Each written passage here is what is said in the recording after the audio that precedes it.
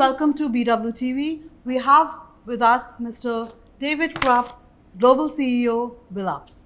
Hi David, thank you for joining us Pleasure. for the interview. Glad to be. Okay, so what we can start with right now is that you have collaborated with Tribes Communication to expand in India.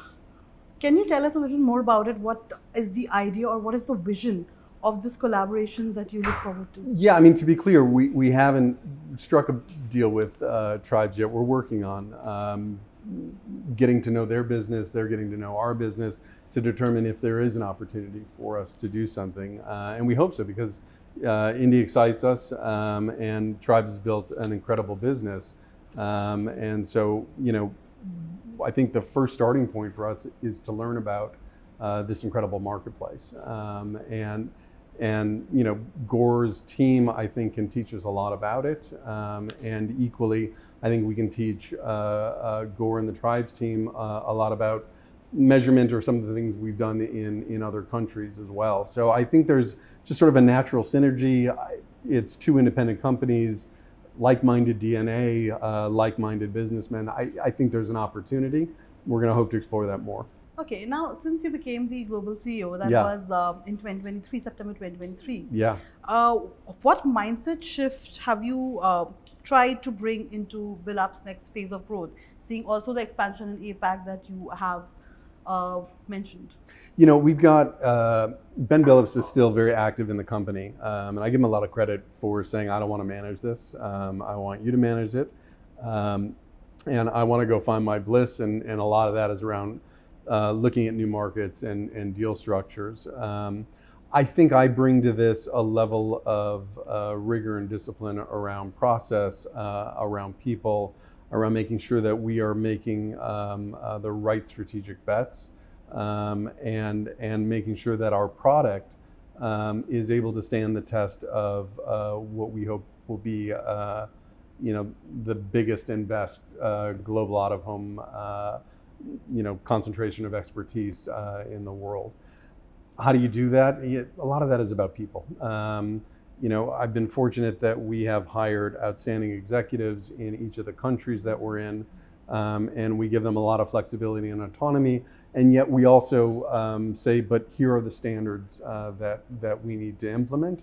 And I've had a lot of impact on creating those standards. Okay.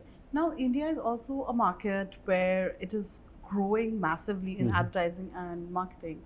Which also has seen a, recurrence or how do I put it, or has recalibrated again in India, making a strong mark with all the digital that it was going into. People have come back to the traditional media, to the legacy media, because it still has a deeper impact than what people assumed over the years.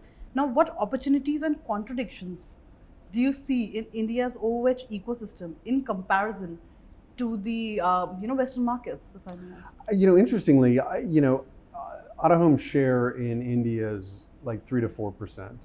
In the U.S., it's 2.5 to 3%. In some regards, they're very similar, right? I think both of them would benefit from greater share, right? And I think that's the thing we should be talking much more about. We talk a lot about, and the industries talk a lot about revenue growth, right? Quarter on quarter, year on year, that's great. But if share isn't growing in comparison, to me, it means that we're not beating inflation. It means that we're not really, the accolades that we give to the industry aren't necessarily being felt by the industry. And I worry that we've over-indexed to digital media, mobile, desktop, whatever it is, at the expense of broadening out the consumer mix, at the expense of brand safety and legitimacy. So I actually think there's a lot of similarities between the countries. Okay. Now, what, as per your view, as you mentioned that 3 to 4% is the OOH outcome that is there. What, in your view, has prevented OOH from becoming a larger share of global advertising budgets? Yeah, I mean, I can't speak for every brand. We've got a hypothesis that it's really about measurement, right? And brands have gotten very comfortable in a world where they are getting click attribution, or they are getting visibility attribution, and they get detail about their consumers and the effects that media has. Out of home is no different. It's always been a very upper funnel media, a brand awareness media. We believe that it is much more than that, that it's often misattributed. And so we've spent a lot of time and effort and capital in building out a data science practice and in patenting out measurement solutions to understand the impacts that out of home actually has in delivering client goals and client deliverables from a consumer perspective. That's why our clients tend to trade above share. And while I would love to solve the problems of the industry, what I really care about is making sure that our clients understand the value this media can bring to them and to their brands. Okay. Now, also in a previous discussion last year, Yeah. you mentioned that APAC currently contributes 7 to 8% of Billups revenues. Yeah. And you want to reach, of course, by 30% by the next 3 years, that is 2028, and 40% by 2030, by the end of the decade. Now, what structural shifts in APAC's marketing markets, advertising markets, give you this confidence to scale up, and you feel is actually realistic enough to get to that 30% or that 40%? Asia's got a very vibrant out-of-home marketplace overall, and the brands that spend in the space. They come back every year, and they value the media. I also think, the Asian communities tend to be, at least in the countries that we're currently operating, consumers are out, and they are living their lives, and they are engaged in the spaces, and there is density in cities, I think, unlike anywhere else in the world. And so that out-of-home billboard can impact so many people. What gives me faith? My people do. The teams that we've built, and the types of narratives that we're telling our existing clients, and the brands that we serve, and what we're actually putting out on the streets. That gives me comfort. Is it aspirational? Absolutely. Will I be satisfied if we're above 8% in 2 years? Absolutely, I will. But I think that realistically, 30% is a good place for us to be. Yeah. Okay. So, do you think that or do you believe that the partnership with Tribe's Communication is a step forward to get that revenue come to Billups through that expansion of it in India? Yeah, listen, again, India is an incredibly complex, unique, wonderful market, country. We're not even considering the revenue opportunity. In any kind of deal, if there is one to be made, we're looking at really understanding the marketplace and learning. And that's usually what the first couple of years are. We go in, and as much as we hope that we don't bring in Western bias, we do. And so the market's going to teach us.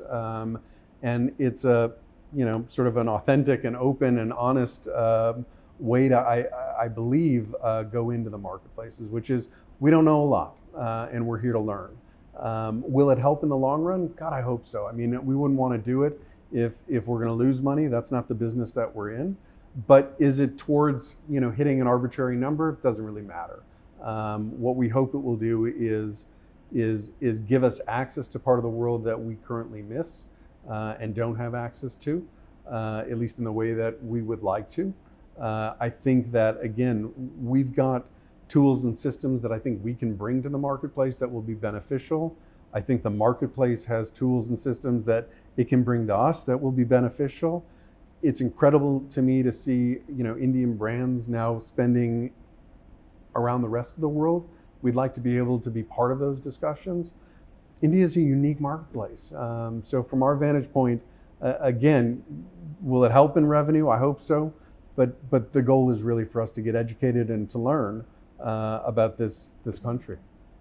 Understood. Now, also with programmatic out of home, was once positioned as the future. For like the last 10 years, that's going to be the future. Exactly. So now with new things coming on, in 2026, how do you think it has realistically transformed the advertising effectiveness? You know, I think a couple things. One is I think, if I can take a step back from your question, I think programmatic is here to stay. I think brands are finally comfortable with it. We used to see a lot of brands dabble in it. They would try it, they would go away from it, they would try it again. And more we are now seeing brands, programmatic is part of the, campaign, as is static, as is other digital and something else. And so it's just part of the toolbox that we're able to provide for our clients. How has it helped in effectiveness? I think measurement is that missing link.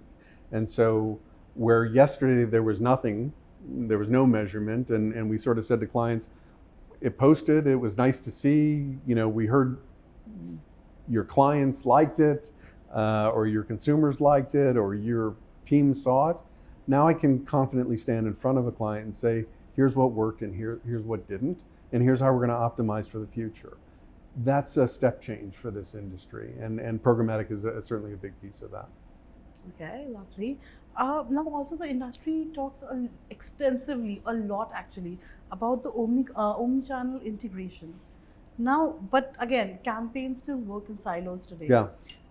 What structural changes do you think are still preventing true integration, if I may say, between the OH digital commerce and the creator ecosystem?